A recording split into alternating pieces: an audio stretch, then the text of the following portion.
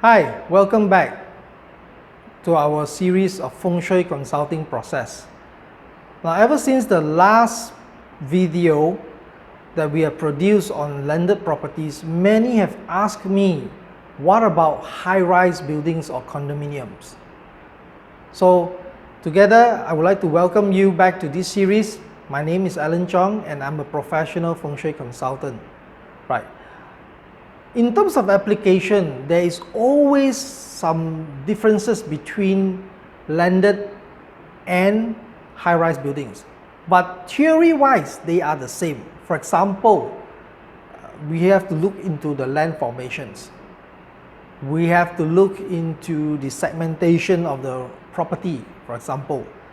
So in many sense, they are actually the same. However, there are some differences in terms of application, which I will explain a little bit later.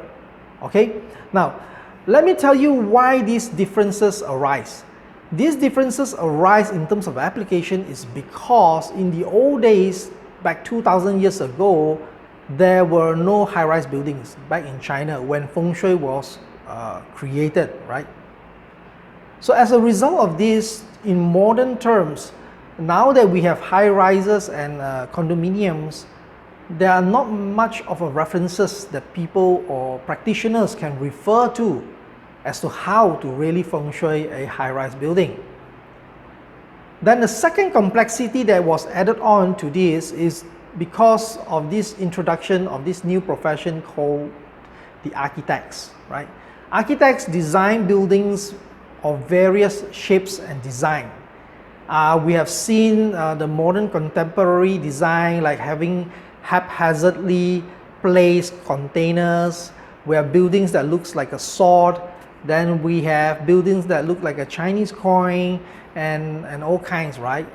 So as a result of this, it adds on to the complexity that's already there. Now in my years of consulting, I have done many from corporate buildings, bungalows, small houses, shops, retail outlets, and even condominiums. And one of my forte is actually in high-rise and condominiums. And the reason is because we have the knowledge of how to deal with high-rise buildings. Now many people ask me the same question all over again. How to determine the facing of a high-rise building? Now, this is where the complexity sets in, right? First, you cannot, or very difficult to determine the facing of a building, simply because there are many possibilities. Some have advocated using the entrance door. Some have advocated using the elevator doors. Some has even advocated using the lobby door, right? And some uses the balcony door. So actually, which one exactly that determines the facing? Now this I have to be very careful in advising this because it's quite a complex thing, right? And you have to go through many hours of training in order to be clear in which situation, which door should be used to read the facing of the house. So as a result of this, I wouldn't want to elaborate this in this series, but rather I would advise serious feng shui, so-called, if you're concerned about your feng shui of your unit, to engage a professional to do the feng shui audit, right? So don't try to DIY because that could lead to many serious errors in terms of the unit feng shui. Okay, so now let me lead you outside and I'll show you a little bit and explain a little bit to you what it takes to do a feng shui for a condominium or high-rise. Okay, let's go.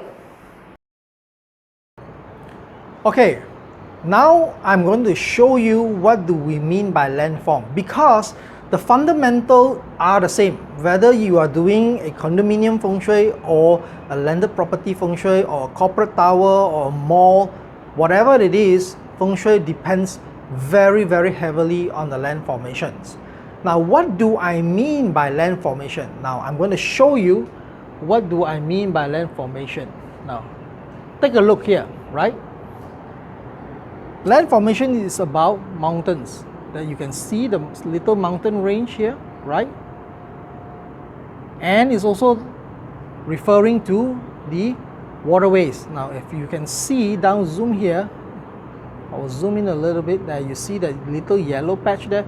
That's actually a river flowing from here and going out, right? So these are known as landforms, okay? In Feng Shui, these are the landforms, and these are the things that's vital to the Feng Shui of any property. Of course, there are some man-made landforms. For example, if you can see down here, there's a swimming pool here, as well as you can see there's a swimming pool in the neighboring property. Now, these two pools does have some effects onto the Feng Shui of this property. Okay, so collectively, these are called land formations.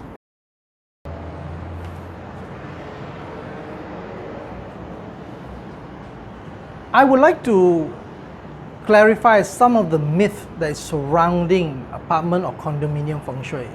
Now, many people have asked me, is it true that a condominium Feng Shui cannot enjoy the same level of prosperity as a landed property? My answer to you is no.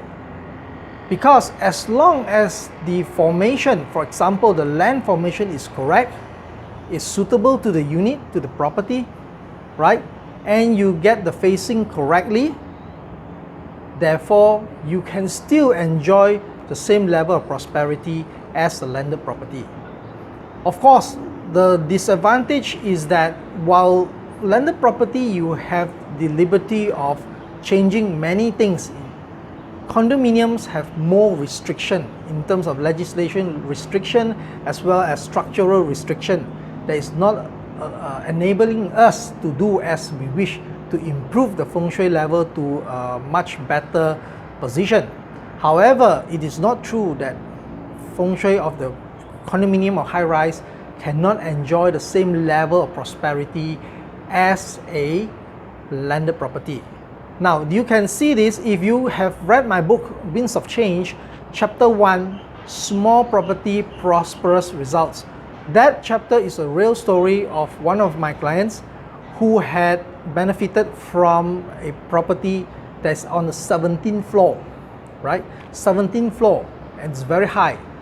Now, the many reasons, because the reason behind many people speculating that the condominium Feng Shui cannot enjoy prosperity is because they say that when you are far from the ground, the earth qi is very less.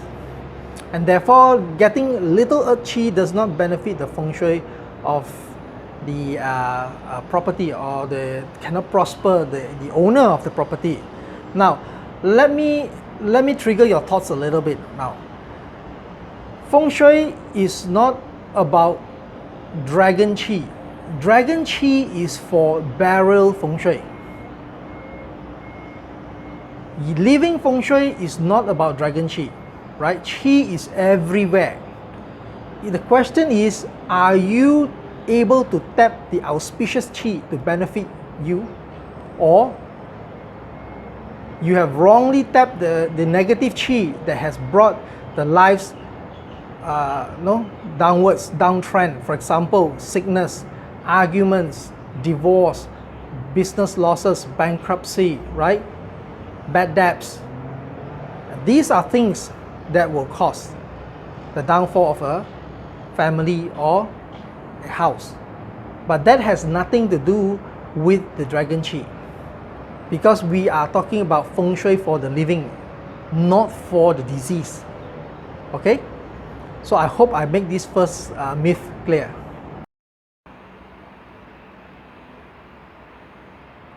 Now, the second common myth about condominium Feng Shui is that many a time they say that the door facing directly another door is considered as bad Feng Shui because the qi will come in and leak directly out to the other end. However, this is not of any grave concern, because furthermore, in this modern context, these types of features are very common and it's almost unavoidable. However, from the real Feng Shui perspective, this is definitely not a serious concern. So you do not have to worry about this is just another myth surrounding condominium Feng Shui. Okay, now we are at the entrance door of this unit. Now, this entrance door may not be the facing door, but however, it is a significant door because we move in and out every day through this door, right?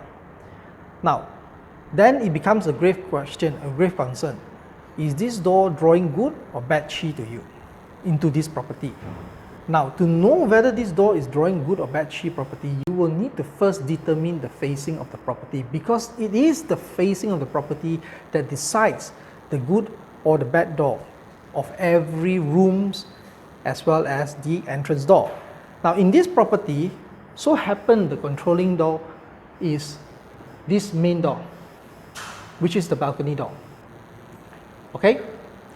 So once you know the facing, you know where the balcony, the main facing of this unit, then you can map out, and through the mapping, you are able to tell whether the entrance door is going to be a good door or is going to be a inauspicious door.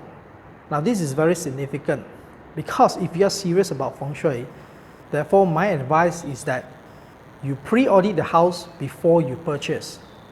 If you purchase, then you do an audit and then later you find out that that is not a good door. There's very little you can do because you cannot relocate the entrance door, for example, right?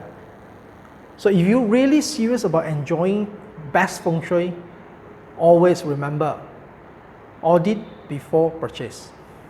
And that is my advice. But if it's for investment purposes, then it's fine. But if you're serious about considering this as your home, then please audit before purchase.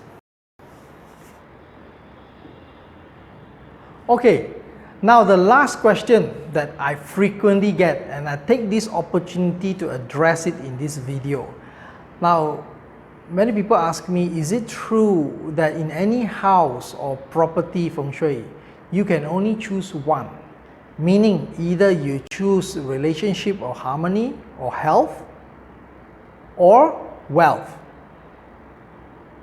Now, the concept behind this is that you either have this or you have wealth or you have family relationship. Now, in real Feng Shui, you can have both at the same time in the same property.